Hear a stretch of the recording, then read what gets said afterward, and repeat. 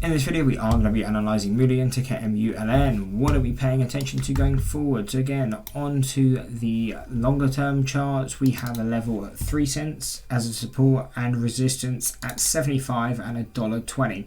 Obviously very far from where we are now, so how can we use these levels? These are levels, if you can be patient and you're waiting for bigger moves, these are the high probability trades we'll look at. But I know a lot of you are probably back holding now, or you're looking to kind of day trade this, and if you are, what are levels we can look at which are a bit closer? And for this we'll use a 30-day and a 90-day chart to give us some levels closer to where we are now, and then this gives us support at 24 cents.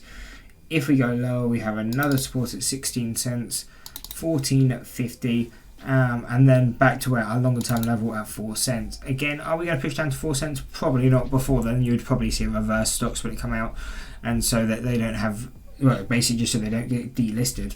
But that 16 and 14 cents definitely possible, and really the kind of one of the big things I'll be looking for, if you break kind of 24 and 21 cents, good indication that will break down and continue that move down to 16 to 14 cents.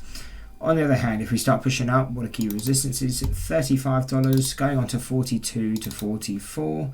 Breaking through there would be 68, 55 and 64. Obviously, again, a lot of levels here. Do you need to pay attention to all of them? No, just pay attention to where you are now, 26, 27 cents. You have a support at 24 again. You may be able to get a Temporaries long play off here, but again, probably be more of a scalp.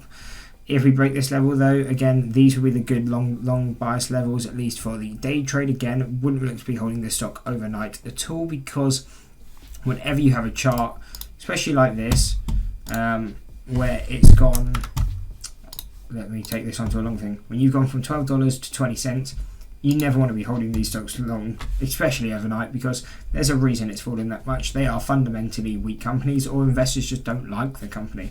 So you're taking a lot of risk holding these overnight, and it's why they're the only time I trade these is if they are day trades, and I would only trade them off these key levels.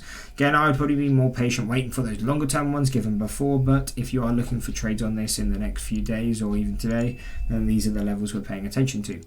Anyway, I hope you enjoyed the video. If you did, why not drop a like and subscribe and check out one of these 2 analysis videos.